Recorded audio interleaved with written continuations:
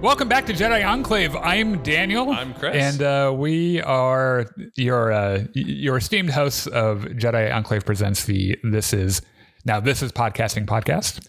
Translation, we're two nerds sitting in a basement. Yeah. And we like to talk about Star Wars and other nerdy things. And this is we record these live for our podcast. And it's always a fun time. We're a little frazzled today because nothing works today. Every bit of technology that could have possibly broken is broken. But we've made it work. I think we're live now on Facebook, which, by the way, we're on Facebook Live, Twitch, YouTube, and we're on TikTok now. Oh, yeah. We have 2 TikTok videos. One of them's funny. It's great. Yeah.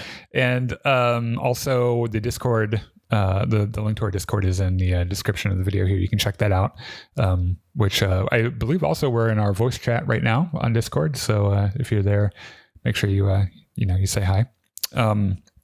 We got some stuff today. We have apparent Lando news. Mm-hmm. There's a new Loki trailer that we're going to talk about. I'm going to talk about Star Wars Inquisitor: Rise of the Red Blade. Okay. Which was a new Star Wars novel that came out a couple weeks ago that I happened to finish reading and everything. If you're here for the podcast, time codes for each of our little segments, they'll be in the description. You can check that out. That way, if you don't want to listen to us talk the whole fucking time, you can do that.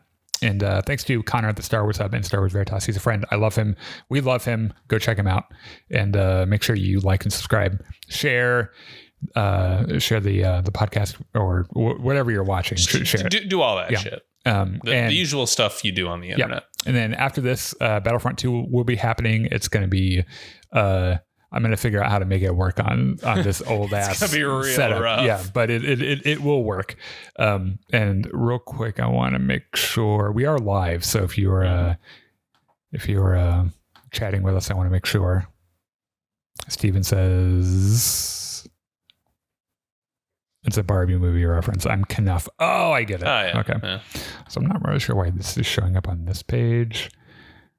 Don't worry about it. Yeah, that's still moving, so I'm pretty good. Okay, I'm going to edit this out for the podcast, by the way. Let's talk about some Star Wars news. Yes, let's. So the first thing on our list, last week, we were there was some Lando news, which was that the showrunner. Well, first of all, they announced a Lando show in 2020. Way back, and then the showrunner was asked last week or something, hey, is anything going on with that? And he said, I haven't heard anything. Yeah, and so... You're talking about Justin Simeon, who's originally attached to write, but he was kind of letting on like it fell through the cracks. Mm-hmm. Like they announced it, and like a lot of things in Star Wars. It was another Kathleen Kennedy announcement, and it's instantly dead. Right. Turns out they didn't have a problem with the Lando show; they just had a problem with him. Oh, so that's awkward. He's not attached to the project anymore. It turns out that Donald Glover and his brother Stephen Glover are going to write it. Oh, and they're going to have a Lando show, and it's eventually going to happen. Which, of course, maybe it won't. Because who the fuck knows now? Yeah. But I thought it was pretty interesting. We're also probably going to fly through a lot of these because we got to get going on this. But I think it would be kind of interesting. I assume that Alden Ehrenreich would probably also return at some point for maybe something, not like a starring role, but as a guest appearance. Because I think they contracted him for 3 films. And they're gonna have to get cracking on those. Yeah. I mean, they're probably going to convert it into something else. Yeah. But they own him for 3 films. So they're like, regardless of if people want them or not, you will be in something because we own your soul. We are Disney. Thank you. What's next? So Ahsoka is coming up soon. Yes. Oh, it's this month. God. It's in 21 days. Oh, that's exciting. Yes. So as Mel Brooks playing as Yogurt the Great in the immortal movie Spaceballs would tell you. I've not seen that in so long. The real money from anything comes from merchandising. Merchandising. That's really insensitive by today's standards. But a lot of that, actually, a lot of Mel Brooks jokes don't go over very well anymore. Anyway, so there's copy for a bunch of merchandise on Amazon, I guess, including some that seems to confirm that Anakin Skywalker has an appearance somewhere in the Ahsoka show. Yes, which I think we already know. I think we already knew because they have I'm pretty sure that Disney was like, yeah, Hayden Christensen's coming back. I can't remember if that's exactly true, but I feel like it was in an official announcement. They're like, hey, he's going to be in it. I mean, even if they did an announcement, it makes total sense to have him be there as like a flashback or as a Force ghost or something. It's it would be, I think a lot of fans would like to see the conversation between Ahsoka and Force Ghost Anakin. Yeah. I'm also pretty sure that a lot of fans would like there to be a discussion about Luke, and because she ran into him, like they hung out at his place, right? Yeah. And it would be a really touching thing to be or maybe for like a conversation between Luke and Ahsoka, where she's like, yeah, I was talking to your dead dad the other day, and he's doing pretty well, and it's a good thing you turned out all right, because he did not. He killed a lot of kids. A lot of children. He turned it around right at the end there. Yes, and that, just like in Christianity, got him right into Force heaven. Yep. He did a little deathbed conversion, and now he's in heaven. Boom. Yeah, because that's how it works. Yeah, hopefully they don't do the de-age. Well, if they do the Force Ghost thing, I guess like with some effects, it probably will look better because there's a less uncanny valley with it. If they're doing a flashback, they have to do something, because Hayden Christensen did.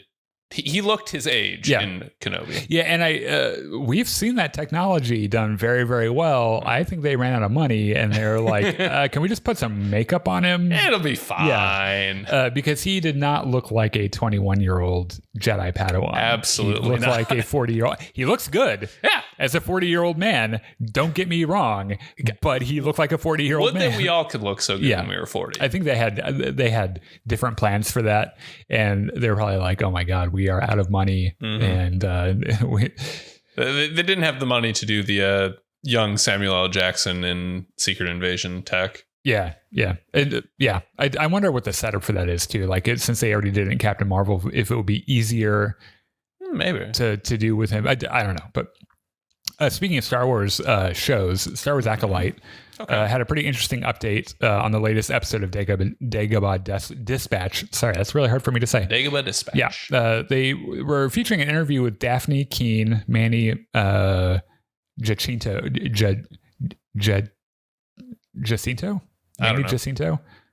and Charlie Barnett, who are in the show. Daphne Keane was in Logan. Yep. She was the little ball of rage with claws. Yeah, she was really good. She was really great. Manny Jacinto was in A Good Place, or the Good Place, which is hilarious, by the way. And I can't remember who Charlie Brown is. Doesn't matter. So they were just talking about everything, right? And Jacinto started talking about fight choreography, which I was like, please, yes. Please. Because you might remember, like last week, there was a thing about how they're like, oh yeah, there are tons of Jedi in this. And I was like, yes, please. Give me all the lightsabers. So he's like, Jacinto, that is, if you love that sequence with Qui-Gon and Obi-Wan and Darth Maul, talking about episode 1, I think you're going to enjoy this show. Which, of course, everyone's like, okay, you have my attention. Tell me more, please. And then Charlie Barnett added, I will say, too, not to shade, but we have a lot more tangible physical moves than I saw in that fight. As badass as it is, there's a lot more grounded work that goes into our stunt training and our stunt performances. Which I can, I get what he's saying, right? The Duel of the Fates fight, fucking iconic. I walked out of that movie theater, like the first thing my buddy Joe and I did, we went home, we found shit to sword fight with, because it was sticks and swing. It was so fucking cool. Like it had me so amped. But looking back at it, there's a lot of sword fighting that's just fake, where they're just kind of waving shit around. Like they put the camera on the guy's face. He's like, okay, now wave it around in front of your face. Yeah. And they cut to the other guy and he's kind of doing the same thing. Yeah. Like all the prequel fights are like that to one extent or another. Like the Anakin versus Obi-Wan in episode 3, there's a famous GIF where they're just twirling their lightsabers and not coming anywhere near each other. But. Which it gets the point across. And it's like, there's a different look to the fighting in the prequels. Everything's very like it's meant to be a more civilized age. Yeah, and it's acrobatic, and it you can tell the Jedi are like experts and everything. I think they were going to go for a different vocabulary because remember, this is hundreds of years I think before that. So I presume they're probably even better. Well, My presumption is that they would be a little bit more practical because this is an era where there are actually lightsaber opponents to fight against. Yeah, right. Yeah. Mm-hmm. Yeah, that's the thing about the prequels is that like the Jedi Sith had been extinct for hundreds of years. They're like, we haven't practiced dueling in a millennia. We haven't had to. We don't know what to do. And Qui-Gon's like, yeah, got me killed, I know. Went up against Darth Maul and lost. Thanks. And I think they also saw the reception that the lightsaber duels in the sequel trilogy got, where it is more grounded and a lot more like visceral, broadsword fighting almost. And they said, that looks really badass, and people actually really like it. Mm-hmm. So let's do something more like that. Yeah, and I thought it was interesting. They bring back this concept from the original trilogy and the sequel trilogy, and don't get in just. Let it go. Like if your entire personality centers around whether or not you like the sequels and telling everyone about it online, I don't want to talk to you anyway. But there is a clear and very purposeful shift back to how they did it in the original trilogy, which is that lightsabers originally were meant to have a tremendous amount of weight. And you can tell because Kylo Ren looks like he can barely lift that fucking lightsaber up sometimes. And so he also went on to say, we have an awesome stunt team too, doing so much without cables, without CGI, and without a lot of effects. Makes the fight seem so much more visceral. I know I've been hit on the head a couple of times. And then Daphne Keane was talking about the stunts as well. Said even the way the stunts have been coordinated, they come from an Asian background. All the fight training we have gone through is so heavily influenced by samurai martial arts, which is where George Lucas got his original inspiration. Right. So sure, yeah, that tracks. There's a lack of guns, which personally, as someone who loves fighting and stunts and stuff, I love because it gives you that body-to-body choreography. That's a quote. Yes. And then one more thing, Charlie Barnett kind of weighed in and said, this is a response to the fans and what they've been calling for. I, even as a fan, have been asking for aliens, more Jedi, more tangible worlds, more built, less green screen. Just knowing Leslie means Leslie Headland, being a playwright, being based around structure. She wanted to build all of that into one production and give that to the fans. It gives the fans a thank you. Yeah. And then, which first I was like, fucking awesome. Yeah. More Jedi in my Star Wars. You can dump as much Jedi in my Star Wars and it'll never be enough. And then they were talking about all this, basically about the production being, on location and trying not to do the volume or green screen. And they're like, yeah, we definitely ran out of money at the end. Which makes sense. Yeah. And the budget for this show is really big. I think it's like $300 million. Oh. Which I think I didn't remember to check, might be rivaling or more than Obi-Wan Kenobi. Which didn't have, they cut a lot of budget. Yes. So, it's, I keep forgetting this is one of those properties that's coming out pretty like this year. Yeah. And what a fun time to be alive.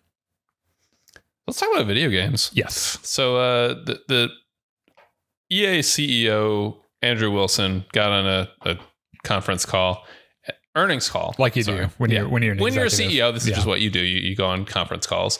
And he said that Jedi Survivor will be coming to PlayStation 4 and whatever the old generation of Xbox is now. Yes. I was surprised by this, by the way. I'm not, but it's weird timing. It is. I thought the same thing too. Cause generally because we're in a cross generation gap, it's very awkward because the new hardware is still expensive and hard to find in some places. Yeah. So generally, if you're going to release across 2 console generations, you do it at launch. You get it all out at one time so that everyone can get it on whatever platform they want.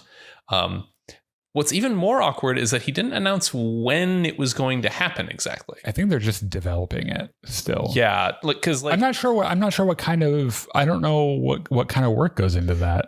I think there's a lot of paring things down, especially graphically, to make sure it runs at a steady frame rate. Right, because I can't just port it over. No. That should it just doesn't work like that. The consoles would burst into flames. Yeah, it's too much. The weird thing is that I love Jedi Survivor.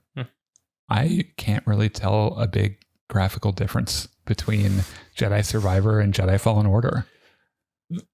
it's probably the things you aren't noticing are things like draw distance, number of polygons on screen, the stuff that and makes like it ray tracing and all that other the stuff that you don't consciously notice, as much as like a close up on the poncho. Oh, that's a good looking poncho. Which would know because I don't wear ponchos when I play that game because they're stupid. Another quick video game thing.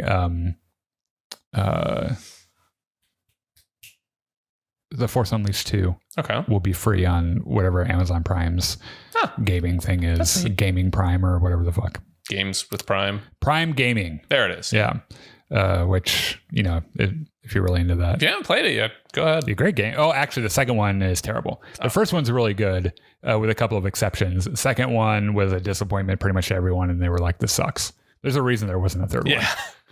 One of the reasons is because that game ends, depending on what ending you take, by the Alliance capturing Darth Vader and having him in a Hannibal Lecter style. Like, I was gonna say, is that the one where you can kill the Emperor or kill Vader or whatever it is?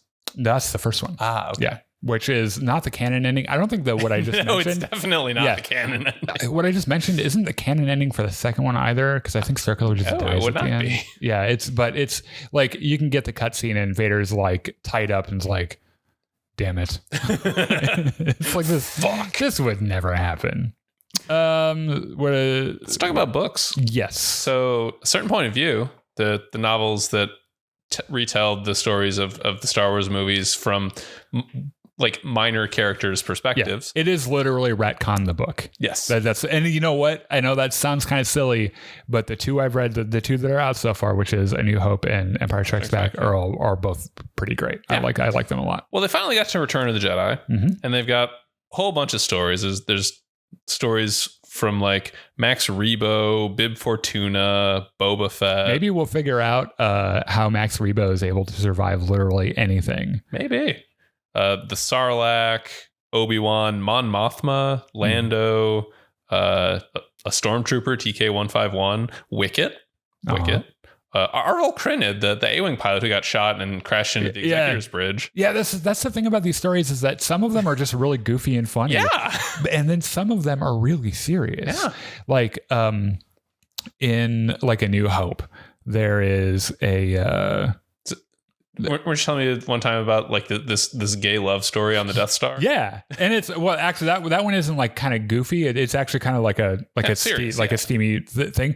But like the Jawa that is with the group that finds R2 and like his like day to day and shit. Yeah. But then you have this really serious scene where the Force Ghost of Qui-Gon Jinn appears to Obi-Wan while Luke's going to see his dead aunt and uncle. Mm-hmm.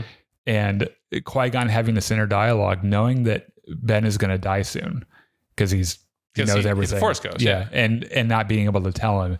And there's like particularly like it's not verbatim, but there's a line in that story where he's like, I really wish I could tell him how soon I'd be seeing him, and it's like, oh, that's really sad, but also kind of sweet, and so it's and like the Emperor has a story in Empire Strikes Back where he has a vision about Ben Solo.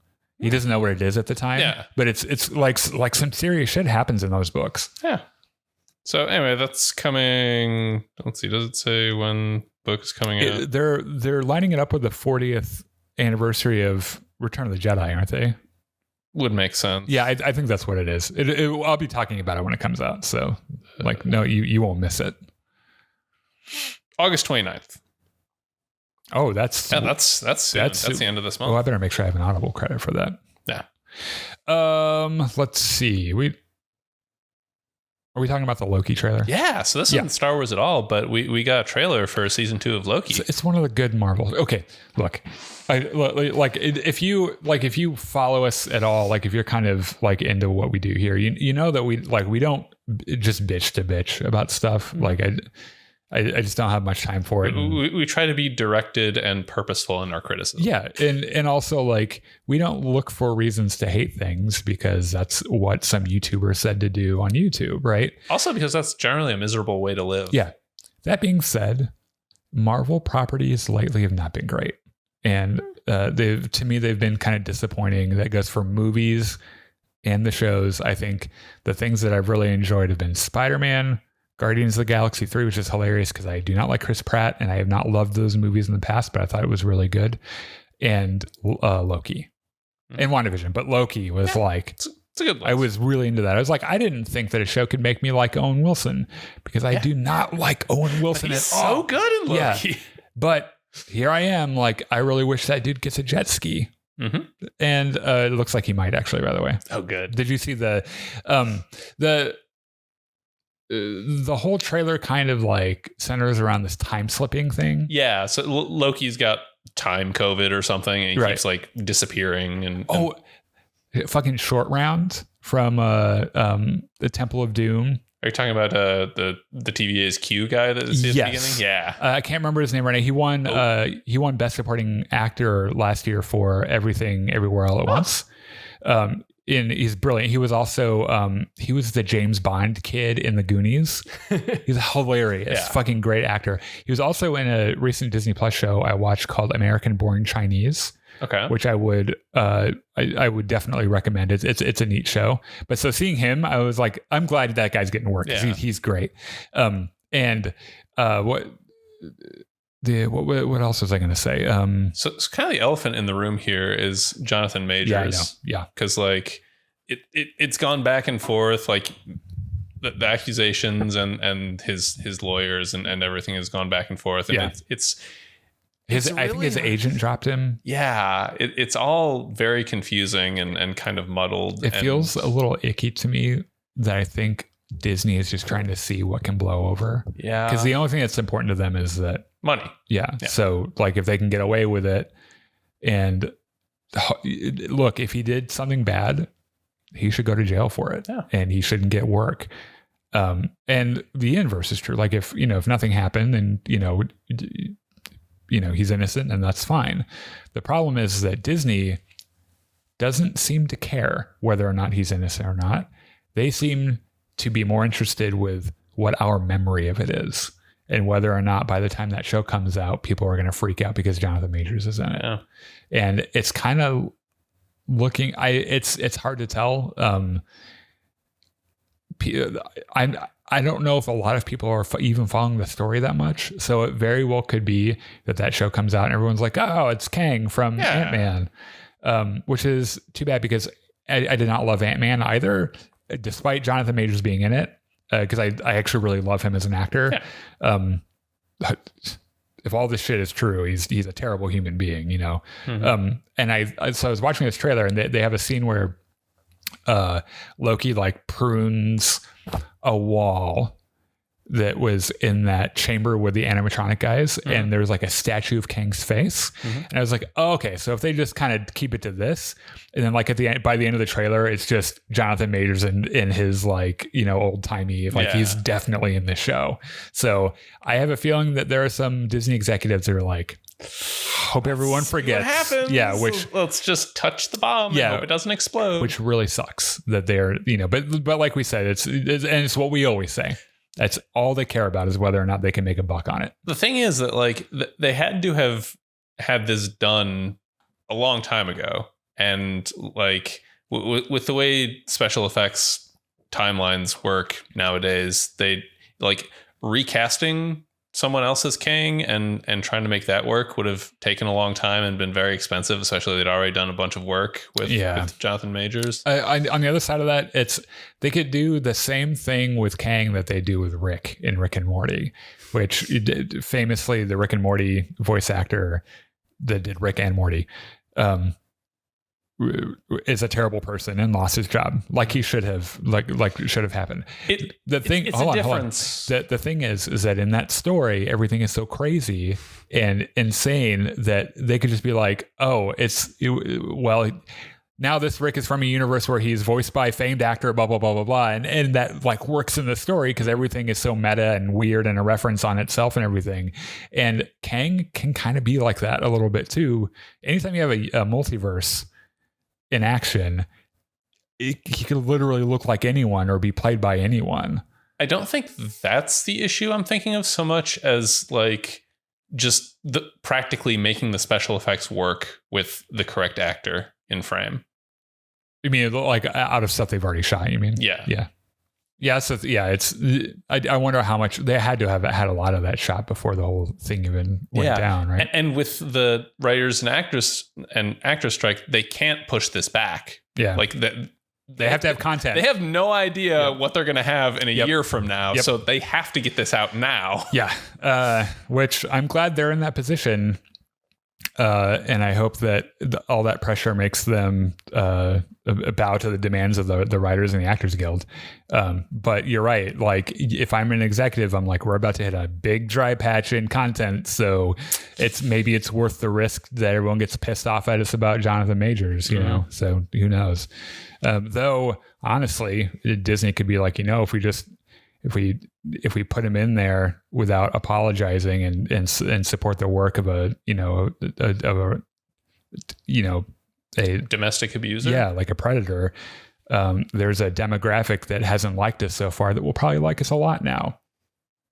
And that's the really gross kind of soulless math you have to do to be an executive of one of the richest companies on earth. Yep, it's gross and I hate it. All right, so I did a little bit of reading over the last couple of weeks. Mm-hmm. This was going to be a Star Wars story time, but it's not because we're going to have to go kind of quick. Yeah. So this is Inquisitor, Rise of the Red Blade by Delilah S. Dawson, which came out in like the middle of July. Out of 9 red lightsaber blades, how many do you give it? Like an 8. Okay, good. Yeah, because there's nothing. It's not. It's well written enough. Mm-hmm. There's nothing in it that breaks canon. And the story is entertaining. Okay, cool. So, like, there are some Legends books that don't live up to that criteria. Yeah. So I'm like, you know what? That's fine. So the whole thing with this is, like, if I were to put a subtitle on this book, it'd be Inquisitor, Rise of the Red Blade, Jedi Padawan has a really shitty year. And then the next subtitle would be and the Jedi are cocks, because so that's kind of the subtext of the entire prequel trilogy. The Jedi are just a huge dick. Yeah. So we meet Jedi Padawan Iskat Akaris, who is tall and big and red. She looks like the Sith race from Star Wars Old Republic. Yep. She's not that, by the way. Yeah. She's just big and red. She's a very rare species, and they don't tell her what she is, because of attachments and everything. So she has the most boring job in the world. Her master, Sember Vey, her job is to go out with a purse and buy artifacts for the Jedi to bring them back. Okay. And if they're dark side too, then that's fine. That way they can lock them in a special vault and everything. But most of the time, it's them haggling over the price of like a parchment or something. And she does not enjoy it. And she does not enjoy her master either, because her master does not enjoy her very much. And there was this incident when she was like an initiate, where there was a big stone column. Spoilers, by the way. I mean, there'll be some spoilers. Where she's supposed to grab with the Force her lightsaber hilt off of this thing. Mm-hmm. She grabs the entire column and pulls it down, lands on her best friend, paralyzes her, can't be a Jedi, has to leave. And so her master is like, you got the devil in you a little bit. You must learn control. Yeah, and so she keeps her kind of at a distance, and she's not a very she's a very Jedi, where she's very detached, doesn't really show warmth or anything, and is really the only thing she really cares about is whether or not she got a good price for that fucking parchment, right? Only thing. But by the way, this whole Department of Jedi activities that she's doing is like a subset of the archives. So like she reports to Jocasta Nu, which I think is kind of interesting. Jocasta Nu, who listens to these reports while polishing her lightsaber rifle. Yeah. She turns into a way different character than she is in before Order 66. Yeah. So they're out shopping for something, and they find this like Sith text, right? And it like calls out to Iskat, and her master's like, stop it. We're taking this back. We don't do that. Yeah, we're locking this away because it's dangerous. Some knowledge is dangerous. And she's like, that doesn't make sense. And she's like, fuck you. That's my answer to you. Fuck you. I'm the master here. So they're haggling, right? Mm-hmm. And they get a call. And it's like, come back to the Jedi Temple. We need you here now, immediately. Mm-hmm. And we talked about this a little bit the other night. But like, oh shit. Yeah. It's fucking Order 66. Yes. And so they get back. But everything, like nothing's like it's fine. There's no dead young ones. Yeah, nothing's on fire or anything. It's because it's a couple of years before Order 66, and so like everyone kind of gathers around Mace Windu, who is the one that called them. He's like, "Sup, bitches? We're going to Geonosis." Yeah, he's like, "You remember our like two best Jedi, Obi-Wan and Anakin? Well, they got captured, and they're, as we speak right now, being fed to 3 creatures in an arena." I don't know how, but we have a clone army now. That's what Yoda's doing. That's why he's not here right now. Anyway, here's the plan. We're going to fly in and kill everything and hopefully rescue Amidala and Skywalker and Kenobi. And the Jedi are like, there are only 300 of us. And he's like, yeah, it's not ideal. Yeah. I realize things are not going great. Yeah. But we're going to go anyway. We have lightsabers. There's that. So, it's all right. So they go, right? Mm-hmm. And they got like a whole battle plan, which is it's kind of a retcon so that you don't go and watch episode 2 and try to find all these people, right? Mm-hmm. But like the fight starts and they're like, Iskat and her master are like in an underground tunnel and they get attacked by Geonosins and she freezes up. And then her training kicks in and she kills one. And she's like, oh, that's gross. I don't like that at all. Mm-hmm. And then she kills another one. And she's like, oh, wait, I kind of like this. The whole killing thing is kind of neat. It's kind of making my nethers tingle. So they go through the whole battle, right? Mm-hmm. And she does what she's like supposed to take down a gun emplacement and shit. Her master dies. Mm-hmm. And while she's dying, she like her last words to her Padawan were about this other name. And I can't remember exactly what it was. It's some other woman's name. And she's like, who the fuck is that? And she's like, I'm dead now. And she dies. Right. Yeah. And so everyone gets back to the Jedi Temple. Everything is in ruins. Not the Jedi Temple. Yeah, the Jedi Temple's fine. The Jedi, not so much. Yeah. Like a bunch of people are missing because they're dead now. Mm-hmm.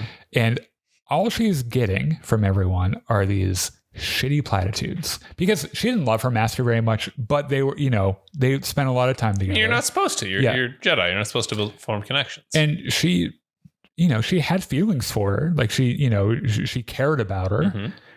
And she's like, my master's dead. And all she gets is, you gotta. She's with the Force now. Yeah, it's like there's no death. There is the Force. Mm-hmm. The rejoice. They're one with the Force, and she's like, "That's not fucking helping. That doesn't make me feel better." And they're like, "It's not supposed to." Yeah, I don't know what to say. And like from her point of view, they're just these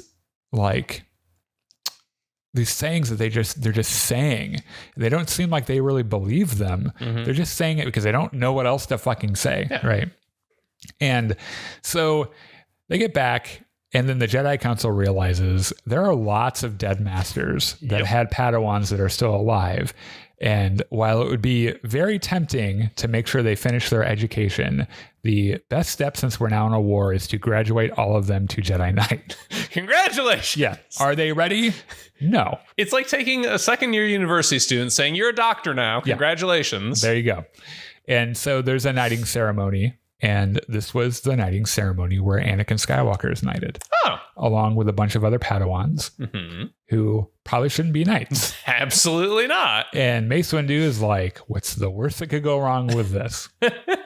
So they go on a couple of days, now they're in the war, right? And they go on a mission, and there's this other Jedi that she kind of fancies. And he's a Twi'lek. He's a glossy black Twi'lek, which I had never seen in Star Wars before. I thought that was really interesting. And there's this other Jedi who's kind of cocky, and he's like, yeah, look, I know you don't have a master, and I know you're a Jedi Knight now, but I can totally give you pointers, and I'm fucking amazing at being a Jedi, and you could learn stuff from me. And she's like, nice. Oh, I fucking hate you. Yeah. And he ends up dying. in a really funny climbing accident, pretty much, where he didn't they were scaling a wall, a poisonous bird bit him, he was paralyzed and just fell. She could have stopped him with the Force, but didn't. She was like, I don't think I will. I don't like you. Yeah. Goodbye.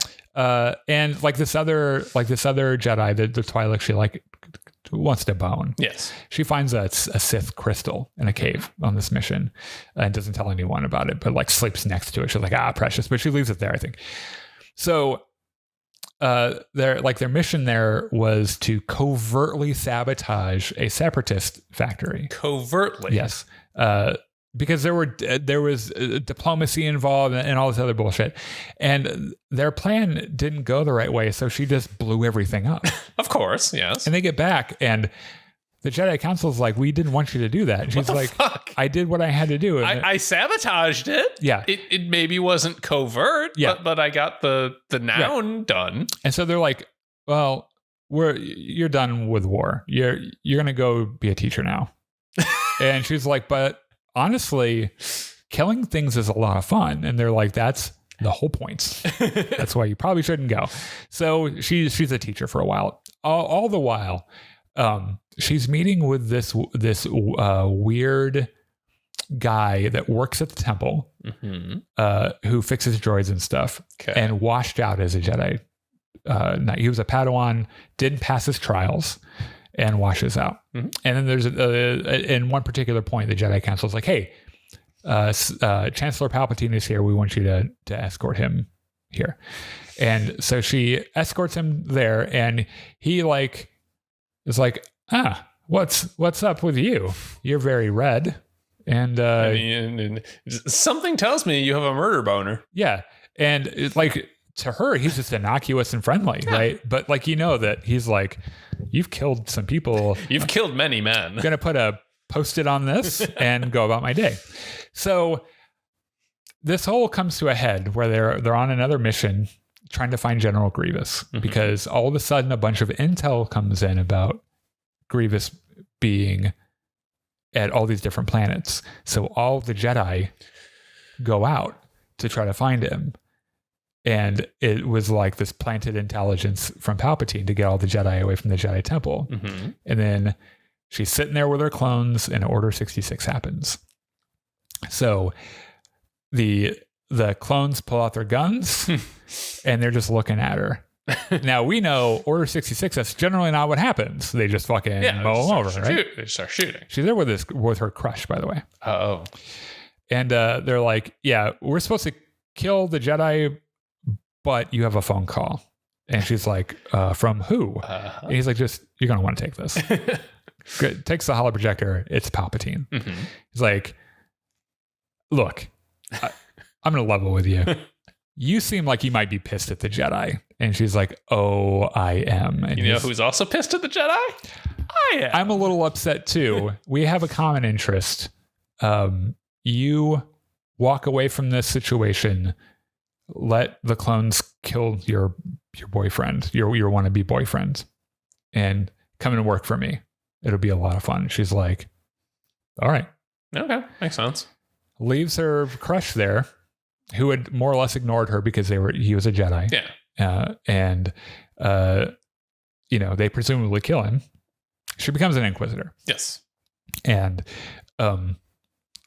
she learns a bunch of new shit. She learns that this secrets you could not learn from the Jedi. She learns that this person whose name was on her dying master's lips was her mother.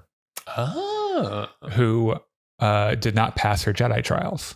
Oh. And so through resources with the Inquisitors, she figures out where she ended up going back to her homeworld. And so she finds her homeworld, which is like this kind of primitive. That's why not a lot of people know about it. And finds out that her mom killed herself. Oh. And before she did, gave her baby to the Jedi, and is like, here. And so that part of her, she's like, okay, well, now I know this. The Jedi wouldn't tell me this. But thanks. But Palpatine did. Yeah. There's a whole thing about like Vader. She has a fight with Vader, and it does not go well for her. It never does. She discovers her crush is still alive. Oh. That they just tortured him a little bit. And he's an Inquisitor now, too. And they start boning. Of course. They go to Bone Town for like years. They bone so much. And this book ends with the storyline from Charles Soule's Darth Vader comic, where he comes into the fucking Inquisitor's lounge and says, "You two, you've been to Bone Town. I'm gonna kill you." now. And he kills him, and that's how her story ends. So from start to finish, Jedi Padawan has a bad couple of years. Oh, by the way, the rando droid repair guy in the Jedi Temple who failed his Jedi test. Yeah, Palpatine's spy. And was like the entire time encouraging her worst impulses. Yeah. Where she's like, oh, the Jedi suck. This isn't fair. And he's like, no, that's right. They aren't. They're like, fuck those guys. She finds out because he shows up in the Inquisitorius base. And he's like, oh, hey. Hey, you, hey. And she just fucking kills him. She's like, you told Palpatine everything. Like you guys were manipulating me. And just fucking kills him. Out of nowhere. But yeah, the whole thing, I was like, this is from start to finish, a very neat story. They wrap it up very nicely. She dies. That's why you never fucking see her. And that's it. Yeah. Dead. Fucking, and it was kind of a good book. I enjoyed it. So we're going to reset here, play some Battlefront. Please join us. We will see you then. And I'm vamping for time right now because I don't have the right screen pulled up. Oh my God. Technical difficulties. Keep waving. How do I even do this? Okay, bye. Bye.